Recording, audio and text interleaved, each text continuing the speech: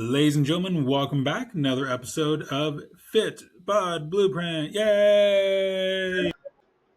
Tyler, how you doing, man? Not too bad. I mean, I know we were just kind of talking here before we hopped on, and kind of we had the first one parent goes down pretty sick this last week with two kids, so a little tired this morning, pulling double dad duty over the last week, but doing overall pretty good. How about yourself? That's always tough, man. And you get through it the first time. It's like, okay, I know I can handle this stuff, but then you also kind of stop and go, well, what the hell else is next that's worse than this? Well, yeah, and it's just like I just hope like Quinn doesn't get it, or like obviously me or Riley. Like, yeah, it was pretty rough sledding. It wasn't just like a little bit of a cold. It was my wife was sleeping for pretty much 4 days straight type of sick, right? So you're just hoping one of the kids don't catch it, because then you're just right back into that exhausted loop, right? And you Now just it's kind the of keep other going. person. Now it's the Or other person going through it. yeah, yeah. But I've got a fairly good immune system. Like, I don't get sick a whole lot, and I mean, I think working from home and obviously not interacting with a lot of people probably does help. But even when I had like my personal training jobs, like maybe one a year that you'd catch from just being around all these sweaty people. So I knock on wood, pretty fortunate with the immune system. Nice. Yeah, I always joke that my immune system is like a dude who lives inside of a tank. So Yeah, whenever I do get sick, it's like, whoa, you should probably go to the hospital. And I'm like, yeah, let's see. yeah. That'll be Wait, good. I'm Yeah, not like Tyler in Canada. I'm in America. I avoid the yeah. ER in that bill at all costs. Well, yeah, I mean, you still do that here just because the wait times can be quite long. Yeah. So today I realized something. We've not done like a full deep dive on you and your journey, your background. So let's start there. What's your earliest memory, Tyler? No, What's my earliest memory? I Oh want man, full that'll details, just be a therapy session. right? Like, were you hugged enough as a child? Yeah. How would you? What was your bedwetting like as a child? Like, Well, that I don't remember, so it must have been good. so, hey, we we're here now. Like, hey, fitness coach, dad, you play hockey, you've done powerlifting, bodybuilding, but let's back it up. Like as far as the fitness realm goes, like I know you like where or when did that first like spark kind of begin? Because I know for me it was playing football as a kid. Yeah. Yeah. Like, you mean just like lifting weights wise? Yeah, like the first time you were Yeah. like, I think I might want to be either bigger, stronger, or faster. Yeah. Yeah. Probably, as soon as I got interested in girls. Probably like middle schoolish. Started going to the gym near our house, and I mean, obviously, like, not a clue, knew what I was doing, or wasn't anything consistent. I would say, like, probably first time, kind of maybe taking it a bit more seriously, albeit still not knowing really what I was doing. Was grade 9 or grade 10. There was a class. It was a weightlifting class, and like that's what you would do. Like, that was a class, and so it was like an easy A for me. And so I would say, like, that's the kind of where it first kind of really kind of started to take off from there. So yeah, it was kind of cool. Like, the football coach, he was the teacher. You would have like your compound movements that you would do. He would write out programs for the class to do things like that. And then he had like a pretty cool system, if you will, where he had like clubs that you could get into, and you'd get like a t-shirt if you could hit a certain total on the compound movements. And it was squat, a clean, a press. I think it could be incline or flat, or it was both. It was like three or four, right? And so he had like I think like a 500, a 750, a 1,000, and then like a 1,200. And then even in the class, he had like records from like all the years of guys coming through and like the number one and the number two and all of them. So you'd have like testing at the end of like I can't remember if it was like quarters or semesters or whatever. So like my goal then was to always get into that 1,000 pound club, right? Where yeah, everything would total 1,000 pounds. And it's like it was the last day of my senior year or whatever, and I finally hit it. And I'm sure I've got that shirt around here somewhere still where you cut off the sleeves, it'd be like that big deep neck there. And so yeah, I would say like that's certainly kind of where the weightlifting journey started. But I Dude, never like I how never to dig that out. anticipated making a career out of it. Yeah. So tell me, when did things kind of start to head in that direction of like, okay, I enjoy lifting weights, you know, what was that like? What was the connection point between I love lifting weights and I know for me it started as like people just kind of asking for help, like, "Oh, hey, can you spot me on my bench press? Look at my form. Hey, you've lost all that weight and you've actually kept it off for a few years. Like, will Yeah. you look at my diet? Will you kind of help me out here? Like, when did that connection start? I mean, not till I got into university and I was figuring out kind of what my major was. It's kind of funny, like it kind of came full circle. So I started off as a kines major, which is essentially exercise science with a little bit more biomechanical background to it. Like you would almost take that and then you would go be like a physiotherapist or like a chiro or something like that. Like you don't get usually kines is like a stepping stone to that. Took like my first like anatomy course or no, sorry, what it was is my wife was also doing kines too, and she took like her Oh, first anatomy course, and I saw like it wrecked her. Like it was so hard. I was like, maybe not.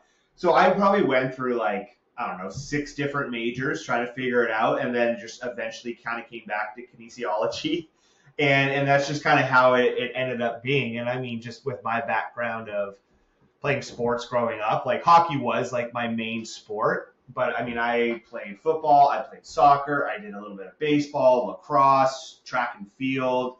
So like a very extensive athletic background, and so I mean, PE was my favorite class, right? Like weightlifting, that was my favorite class. So there was already quite a love for kind of everything athletic. And then so just kind of I think settling then on kines was kind of almost a natural path. And I mean, that was as I was in university, that's also as kind of Lane Norton was kind of on his first meteoric rise of like the popularity of like online training. And so, yeah, it kind of was pretty good timing. I remember him just taking over the bodybuilding.com forum. Like, if Lane spoke, it was like, all right, thread stopped, no more comments. Like, Yep. Lane has said it. And for Yeah. someone that would then try to give like a counter argument, just the absolute dissection, but he was ruthless Yeah. about it Oh at yeah. times. It was some of the most entertaining things to read. And it's just a freaking forum of a bunch of meatheads. Like, Yeah. that It's classic bodybuilding.com. I spent yeah. so many It's hours crazy. on there. Yeah, and just like being there from the beginning, right? And I just don't think I don't think many people realize, yeah, how it started, when it started, and how there was like one, maybe two people in the space that kind of held all the authority. Like it was crazy. Like it was just because it wasn't a thing. Like it was personal training in person. Like that was all there really was at that time, and no one had even thought about like online training. I mean, maybe there was a couple. I know like Dr. Joe, he had already been doing some of that, but so he's not someone who's very strong on the social media, if you will. But yeah, that was kind of the that start of what kind of just now is this crazy massive industry. I remember the next person who came along kind of right after Lane, that, at least to me anyways, felt like this was the next big name was Jim Stepani. Like, Yeah, yeah. it was Well, like, he'd always been hey, there on what's like up? bodybuilding and like Dr. Jim Stepini. He always had his stuff there. Yeah, I remember Yeah. that. So I remember it was like Dr. Lane versus Dr. Jim almost in like the fandoms. That Yeah. was some wild times. So okay, you're now getting more into like bodybuilding at this time, right? Yeah, like I had never, I think my first competition would have been 2015-ish, right in there. And so, I mean, I wanted to get a coach. I had a job working as like a kinesiologist in like a little boutique gym here where I live and wanted to, yeah, explore that a little bit more. And I mean, so again, still at that time, like Lane was the real only one. So I emailed him, got a list of names emailed back because he wasn't taking on anyone at that time. And I honestly randomly clicked on our former employer and shot him an email and got on with him again, 2014 ish, 2015, maybe a little earlier. Because it took a couple of years, I think, to kind of get to that point where I did my first competition with working with him. Yeah, I did my first men's physique competition, and man, I didn't know what the fuck I was doing. So Like let's explain. honestly, like it was like a 24-week prep, but honestly, I probably didn't get serious about it until like 12 weeks ago. So let's dive further on that because Yeah, I know there's a big shift that needs to happen for someone to go from like, hey, I'm a newbie in the gym to I call it the protege phase where it's like yeah, you're more than a beginner, but you're not like that guy yet, but you're getting there. And then the next thing is like, okay, now you're a solid gym rat, right? yeah. Like you evolve from protege to gym rat, and then it's like most people are going to stay in that gym rat phase and just age into the uncle status eventually. Yeah, yeah, yeah. But to take one of those other paths, specifically bodybuilding, it's so much more in terms of the amount of depth that you have to have with connection to your goal compared to just like, yeah, hey, I want to lose 15 pounds or I want to lose 20 pounds. Like, Yeah. no, It's there's a lot more depth to it. So it's a lot when you different. first, so you said that you didn't really get that connection until you were about halfway through that first prep, Yeah. right?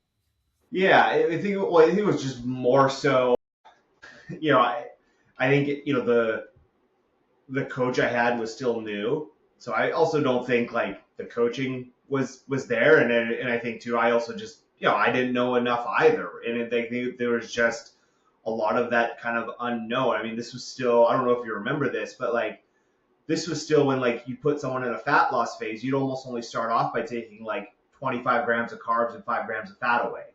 Well, it's like Mm-hmm. in hindsight now, it's like, well, that's not even close to enough, right? Like that's just a small variable that someone could do in any given day. Like that's not going to be able to create a deficit at that point, right? And so like that's when that was, and obviously walking and just doing only steady state was the big thing, right? Not as big as it is now, but like yeah, that was still that. So and I didn't understand macros and calorie balance. I just that just wasn't quite there at that time. Where it's like now, it's like, well, that's pretty standard knowledge at this point, right? Um, so I think it was just being a little more like ignorant of what actually had to happen until like I was still drinking and partying on the weekends and like so like I wasn't maybe taking it as seriously, but I didn't know how to take it seriously, and so like there was just that learning process. And I mean, it's kind of embarrassing looking back on that picture. Tan was shit. I'm sure my peak week was shit. I was not even close to lean enough, right? Like, so it was a big learning experience for myself. And I mean, I didn't then compete for another 3 or 4 years after that. Now, this was you did men's physique, not men's bodybuilding, correct? No, I just did men's physique. I feel like that's kind of like the intro for a lot of people. And it's not to disparage like those who love men's physique and do that at a high level, but I find for a lot of people, their first competition, it's the easy one, right? Like you kind of get your feet wet. You don't have to worry about your lower body. as much, right? Like you just kind of got to get the upper body lean enough. I mean, everything's going to get lean enough, but you get what I'm saying. I mean, it also just takes a lot of time and effort to build the muscle that you need to kind of step on a men's bodybuilding stage too. And so, yeah, I think that was, yeah, it was kind of all right. Like, let's just kind of give this a try, get the feet wet, and kind of get that experience. So Posing isn't as intricate, that was just going kind to of be all, my next thing which is was really how so, how much of a yeah, shock was it to now have to start spending real time yeah, practicing posing, practicing like because you've got to also practice like okay, make the transition. You've got to work yeah, on your footwork because it's not just yeah. okay, relax and then turn to the right. Yeah. What was funny is Jorge. I'm not too sure what he goes by George. from George. Yeah, he was my posing coach, right? Like, and this was, I mean, fuck, I again almost 10, 12, 13 years ago, and I think he had been working with Paul. So yeah, it was just kind of interesting then working with him at Pro Physique. But yeah, again though, it's just like you don't realize how much practice you actually need to put into that. And really paying attention and videotaping yourself and getting that feedback and dialing in the timing because you get under those lights for the first time and it's whoa, right? Like it's just kind of like holy crap, and it can go fast. Like I mean, you spend 6 months of just hard prep, and you might be on stage for 2 minutes, right? And so you've got to have that posing down. And a lot of people I talk to who are doing that first competition is like it's a pain in the ass to practice. Like it's part of the reason I pulled out of my last prep because I was like, I'm not gonna practice enough. Like this is so boring. I'm not gonna do this, right? So like you want it to be second nature, not something that you have to think about because there's already going to be going so much going on that day, and being at enough competitions of watching, I'm amazed at the amount of people that come in all of that hard work and they're posing as shit. And it's like, you know what? You probably could have placed, but because you didn't clearly practice your posing, you're losing out, right? So Well, it's a big part of it. we've all seen someone where it's like if you were just looking at the stage shots, like if you were just looking at pictures of the lineup, we've all seen people where it's like, how are you not in first call outs with the physique? But then if you actually watch the routines, you're like, You don't even know how to do a rear lat spread. Like that's just something that you kind of need to know how to do. right, like I remember Dr. Joe was the one that like literally showed me how to actually like activate my lats and it was through breathing and that blew my mind. I mean, thank God we were literally in person with each other and he was like, "Nope, nope, right here, breath out."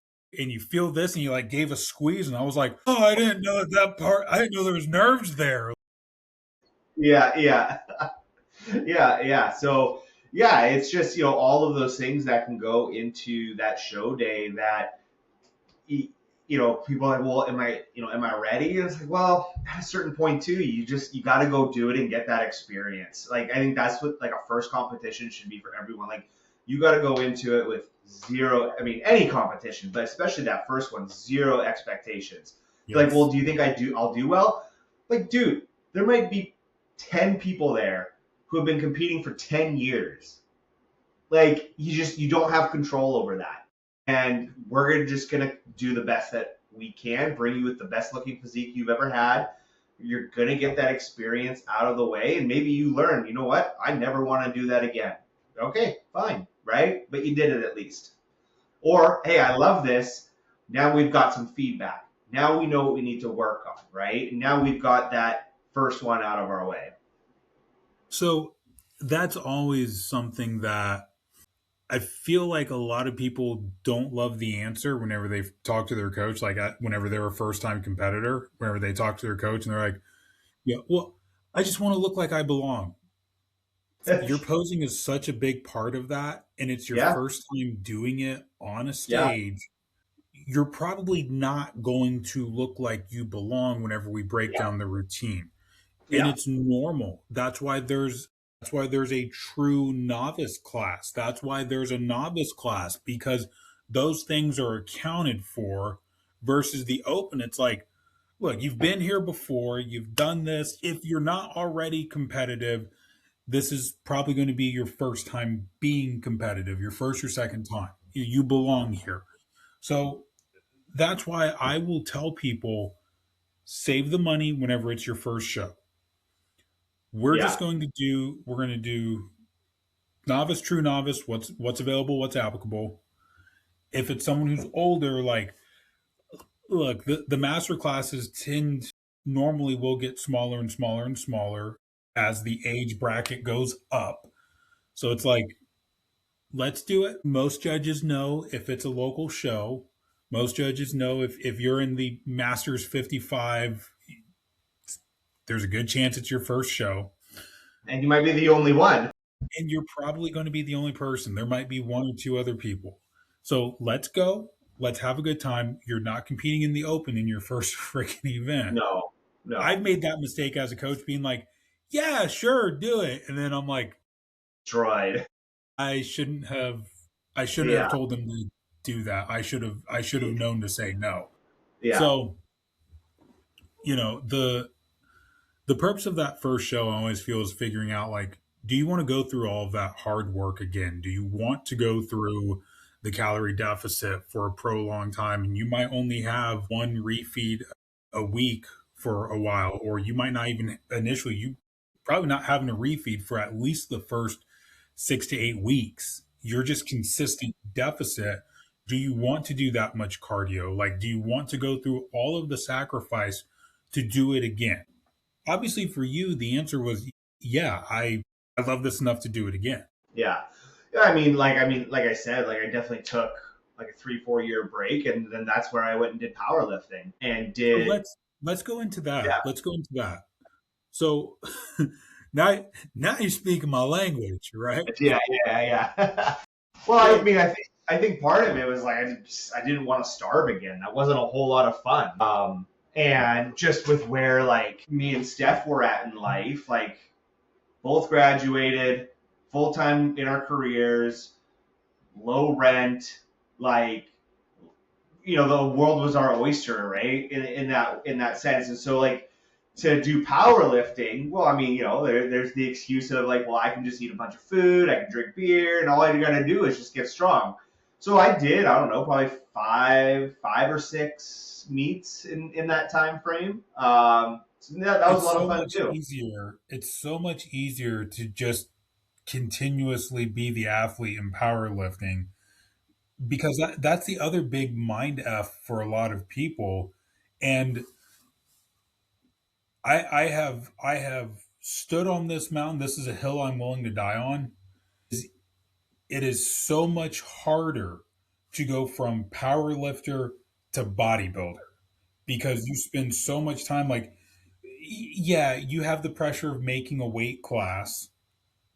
You really don't have to start focusing on that, though, until you're a couple weeks out, Yeah, and I especially if you mean, know how to cut water. yeah, Not and that I even recommend it, and but even then, like it can be like a pretty wide range, right? So as long as you're, let's say you're in the 92 kilo or whatever, like, I mean, that goes, I think the lot, like, then it's like 87 to 92 or whatever. I'm not 100% sure what it is, but like, there's that wide range. And so it's like, yeah, you may yeah. not even have to diet going into a meet.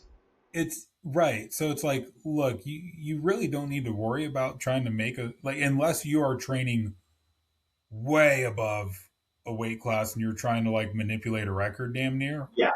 Yeah. I was also younger, but I never had to cut weight. I always just trained with the intention of whatever I'm weighing at is where I'm competing, because I love being able to just I love being able to just eat. I love being able to not have to put too much thought into it, other than, did I hit my protein? Did I have enough energy to have a good workout? Versus with bodybuilding and more of a contest prep, it's like, no, you have to hit not just your protein, but you have to hit your carb limit. you have to hit your fat limit, and you have to also hit minimums on those things. And it's such a tight window, and Yeah. it's so tedious whenever that's the intention. So because of that, that's why I say it is so hard to Yeah. make the opposite journey where you went from bodybuilding first to I want to compete in powerlifting. So whenever you did your first meet, like what was did you feel there was a difference just in like the backstage, the camaraderie? Because like they're both great vibes, but I Yeah. know I have one that I prefer. Yeah. I mean, I think certainly like you're gonna have more of that friendly camaraderie when it comes to powerlifting. I don't know what it is about it, but like everyone's there just to lift heavy, right? No one's there to look their best. And I just think like it's just naturally gonna draw different personalities, right? Where I think, yeah, obviously I think in the bodybuilding world, you're gonna have people that are a little bit more, I don't want to say narcissistic, but lean towards that in terms of like how they look and how what they think, and like it is a very subjective but kind of objective sport in a certain way of like, well, no, this person just looks better than you, right? Like, and that can do a lot of damage. Yeah, and what I find, and look, this isn't a Phil's dumping on bodybuilding because I truly I love both sports. It's like, hey, you ask me what do I like better, football or hockey? Both of them. Okay, but with bodybuilding, there's so much that it's like I worked super hard for 2 minutes on this, and if I don't time my sodium right, if I don't time my carbs right, if I don't get the right amount of water, if I mean from the female side, it's like, okay, hey, if you don't get sorry, whenever you think about how hormones and a woman's cycle can now Yeah, impact water retention rates, there's so much that can go wrong. Like, hey, did you end up even having a bowel move? Like for men and women, did you have a bowel movement? Because now your lower abdomen is going to look tighter if you have the elusive show day shit. There's so much more pressure, and because it is more of a dog and pony show. Now, the other thing for me is the all it takes is like one or two kind of prima donnas, and it's as much men as it is women potentially at bodybuilding shows. All it takes is just one of them to be like, that corner of the room, I just want to stay the hell away from it yeah, because there's just like a dark cloud. There's a dark energy. There is just, I don't want to be around them. And then, especially whenever it's like big amounts of a specific team or multiple teams, it starts to feel clicky. And I never appreciated that. What I loved about my time in powerlifting was, like you said, it's like, look, we're just sitting around, we're eating. Like, yeah, I'm doing like a couple of warm ups, a yeah, couple of warm up pulls, couple of warm up squats, couple of yeah. just bench Everyone wants to presses. see you succeed, right? Like Right, everyone's it's like, excited for you. I'm either as strong today as I think I am, or I'm not, and it's no one else's fault. It's not a matter of no one outdid me. It's, hey, I'm trying for a new PR on my second lift. My third lift is a stretch goal PR, right? Like that was how I always Yeah, approached it. Was first one is confident. Yep, that's my current one. I can hit this. Second one is this is what I think I can do. I'm like 75% yeah, sure I can do this. And then it's like stretch goal. I'm 20% confident that I can hit this, yeah, and I trust the spotters, like for bench, like I trust the spotters that they're not going to let me kill myself. yeah, yeah, yeah. Hopefully. Well, I think too, like the physical side effects of a prep too. Just the energy. You mentioned like the hormonal drops, the hunger. Like you become not a very fun person to be around, and like it's at certain points aren't fun, right? And people can talk all about all they want about changing your perception, and it's a privilege, and I agree with that, but I still think like the reality is like you are just going to feel like shit, and then you got to deal with the post show rebound, which is also really fucking hard. And in my opinion, almost harder than actually getting lean. Because the only thing holding you back from gorging yourself is like, I don't want to be fat. Well, let me tell you a thing about hunger in a post show period. You do not give a shit. but then you feel every single ounce of body fat that you're starting to put on. And then you just feel like the fattest person in the world when you're still like 5% body fat. It's an emotional and just a mind, like it's hard to work through for a lot of people. Yeah, that's the biggest struggle. And like, especially whenever someone is doing their first show, you can try to explain it to them. You can Yeah, have, you I just mean, sat on multiple hour-long calls with first-time competitors. I'm like, the the day is going to end. You're going to get the wonderful post-show shower to gradually wash the tan off, and it's going to take a few days. And the hair, the makeup, like all that stuff is done, right? If you're a female competitor, for a guy, it's like, hey, you're going to slowly wash your tan off, and you don't have to worry about those shorts again until you decide to do it again, or you want to just turn them into beach shorts. But whenever that post show meal is done, the next day you're going to look at your prepped breakfast and go, why the hell am I going to have this right now? And you're going, like I tell people, take a couple of days off of tracking. I want you to just eat intuitively for a couple of days. I don't want there to be any pressure. Like, you've done well, you've worked hard. We're going to see a scale swing. We're going to see, like, holy shit, I put all this back on so fast. Like, my metabolism must be broken. Like, that's not the case. Your body's just in storage mode. That's and it's it's doing yeah, what it's supposed to do at what you that low body. want. Yeah, Right. So the post show is like, it's like you get to the end of a book that you didn't want to stop reading, and it's like, that end's coming, and then whenever you get done, you're like, okay, well, Harry and Jenny, you're like, hey, Harry and Jenny got married and they had kids, and everyone else got married and had kids, and yeah, now what? Like, the yeah, kids are going off to freaking Hogwarts. yeah, yeah. That was it. Like, Yeah, what happens next? And then you're looking around and you're like, well, what's my next book? Ugh, yeah, crap, I don't really know what it's going to be. yeah, Ugh, hey, you feel lost. You feel just completely adrift. yeah, yeah. Yeah, like after, so yeah, I mean, I did my I did my meets, then I did my second one in 2018, and it was my best prep ever, like shredded glutes, and this is where I did bodybuilding. I So don't hang think I on, hang did, on. I yeah, want to, I yeah, want to, I want to ask: Did you do? Was part of the intention for powerlifting to build enough muscle to make the switch from physique to bodybuilding?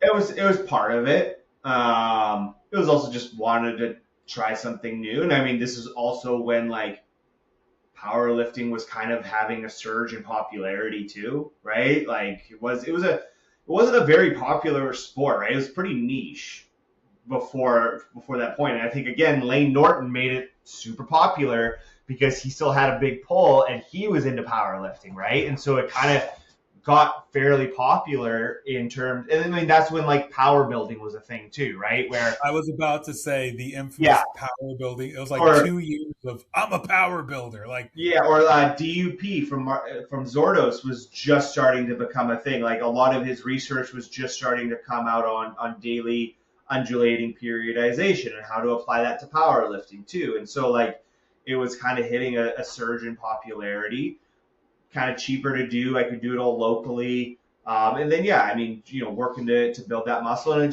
it also fit, with my lifestyle where we were at kind of in our early to mid 20s of just, traveling the world and just, partying and just, having fun with, whatever you do in your 20s, right? Like that's kind of that time for fun. And I didn't really want to go through that dieting process again, but I knew in the back of my head, like I didn't like how I did that first one after I had learned.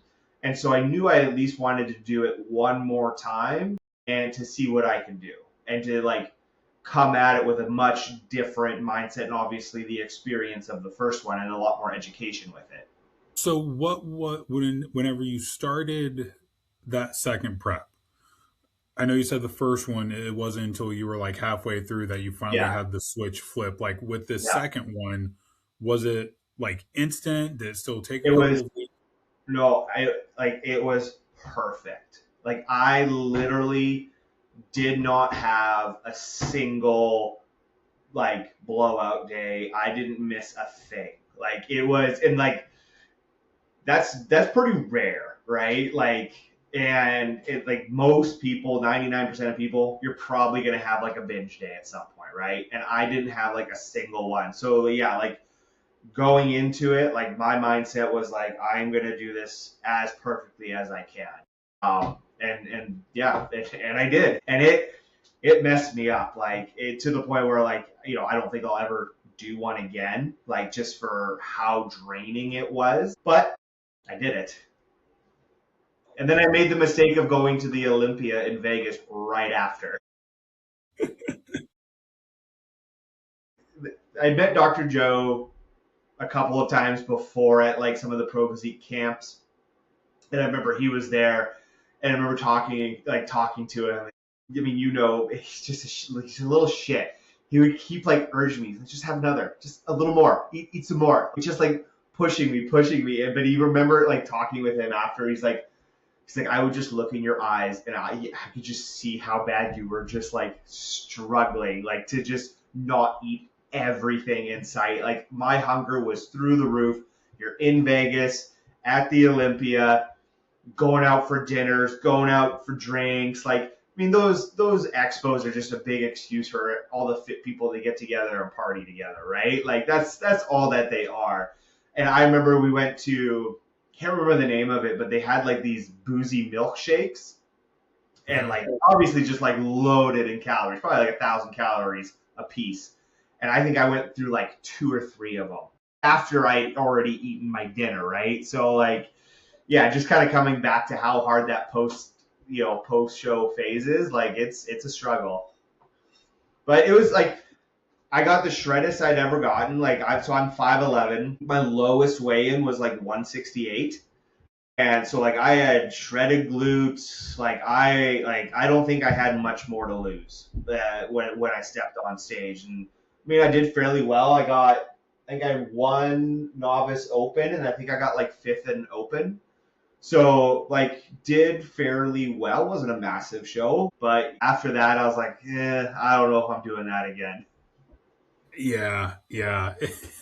So since since putting the trunks away, we won't necessarily say like hanging them up, but just at No, least since yeah, putting for them now. away, right? Any desire or drive to go back into powerlifting, or are you just like, hey, my No, no, it's more so now just like trying to just be in the best shape I can be, and kind of just all around at this point. Like that's kind of what it is right now. Like no big desire to do any of those at the moment. Maybe one day down the road, but yeah, no, it's just for the love of the game now. that's that's what where I feel most people have a hard time landing there at some point and truly embracing it and enjoying it because we see so many people that they'll compete in bodybuilding or they'll compete in powerlifting. What ends up happening is because both are extremes, right? Like most people aren't physically pushing their body for strength to the point of what a powerlifter does. The training alone is it's intense. It is very intense. And to be doing things like block benches, to be doing things like negatives, to be doing things like pause reps, to be doing things like tempo reps. And it's the same exercise, but you're throwing all these variations in. You have to be a little psychotic to Yeah, actually like enjoy it. yeah, And then on the flip side, the bodybuilding, it's like you not only have incredible pumps because you're doing, sets of 12 or 15 or potentially more depending on the body part, but you're also doing all this cardio and you're also being super restrictive with your food when you're cutting whenever it's time for a prep, when it's time for a show. And on the powerlifting side, it's like I want to eat as much food as what I can to fuel more muscle growth. And I mean, there were times I remember my peak for powerlifting. I would literally add honey to every damn thing that I could find It's just to yeah, get extra calories or yeah, syrup. I mean, I was 250 to 300 grams of protein a day, that's and it insane. was just part of like the we're all young and dumb, and we all at some point will go through this phase when left to our own devices of, well, if 200 grams of protein a day got me here, what would 250 do? Yeah, Well, hey, I eat 250 grams of protein and I'm stronger now. What if yeah, I did 300? Then you're like, yeah, I am full and miserable and I fart all the time and no one wants to be around me. yeah, And then you realize, like, well, no, what got me to the dance was my training program and yeah, being able to progressively still overload. But to land in this middle, right? Of, look, I don't want to be stage lean, at least not right now. But I also don't want to force and go full on bulk, like, looking like Majin Buu. Like, I don't want to get to that point. Are you a Dragon Ball Z guy? I made that reference. I never watched it. Okay, so like, hey, I don't want to go full Jabba the Hutt. There you go. Okay, yeah, yeah, that clicks more. Yeah, man, you can't see it. I got the dark saber up Nice. in the corner, but dang it. Anyways, so it's like, look, I don't want to try to get like shreddy, but I also I don't want to be full on fluff. But I enjoy lifting. I enjoy at least some degree of either cardio or steps or something. And we're going to start wrapping up here. How hard of a shift was that for you, or was that more so like, hey, I've had both ends of this, and Yeah, this middle ground of like, I like the way I look, I like the way I feel, just kind of came naturally. What would you say to that? yeah. I mean, I think it's been like, it's been on a spectrum. Because Because you yeah, even now, like, you handle a fat loss phase different than a oh prep. yeah, yeah, yeah, oh yeah. Like I don't think until now I hadn't really done a fat loss phase since 2018, right? Because I mean last competition was 2018. Then we bought a house in 2019, got a dog in 2019, had a kid in 2020, COVID was in 2020. So like there was a lot of big life changes within a very very short time frame, right? Like we went from like a $750 a month um, rent to a mortgage, right? And then a kid, so just all of these things happen, and so I would say like the fitness kind of it didn't take a back burner, but like it certainly wasn't like as big of a priority.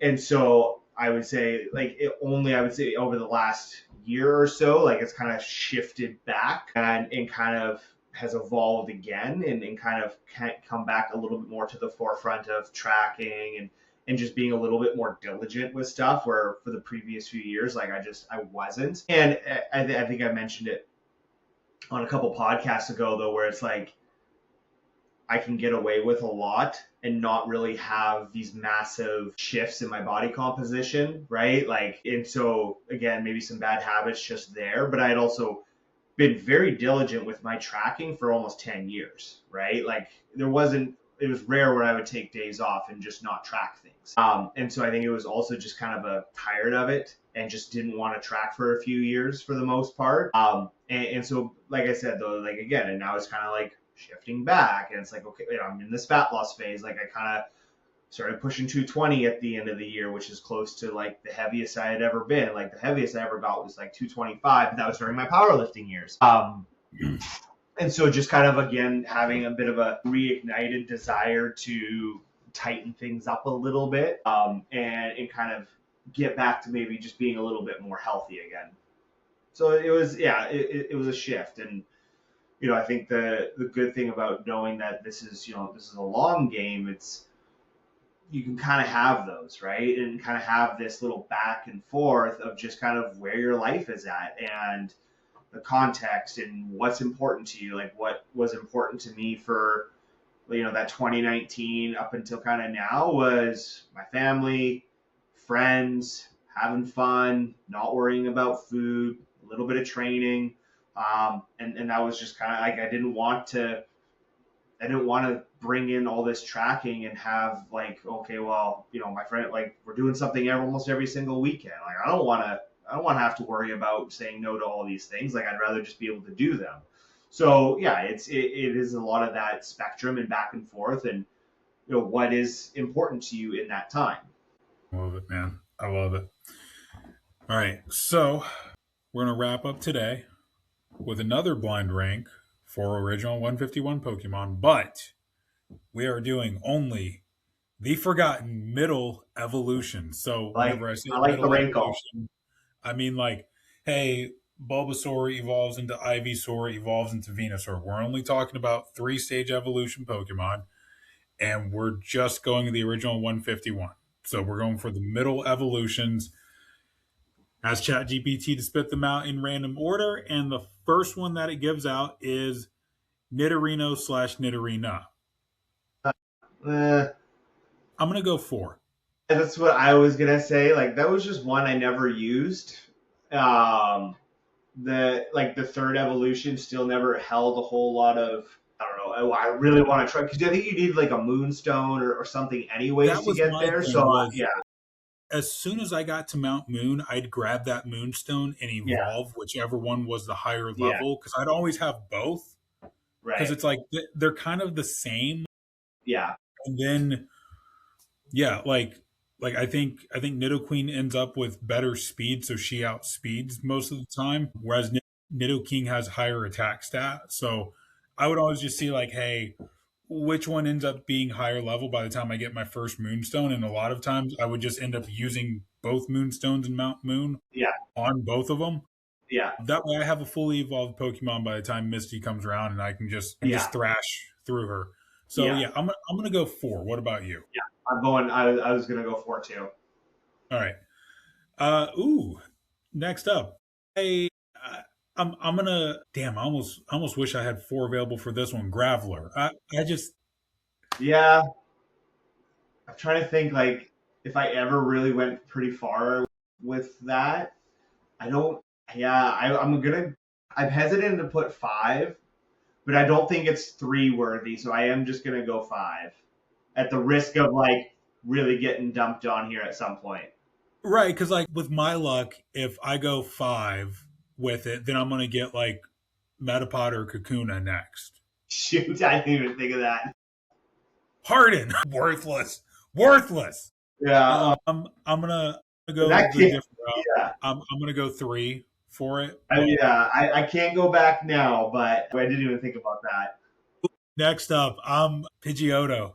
I love Pidgeotto, man. Yeah, I'm gonna go three there because I always liked like I would always have that and for like Pidgeot and Fly like that was something I'd always have long term. Maybe not necessarily for the final four sometimes, but that was Yeah, always something there for most of the game.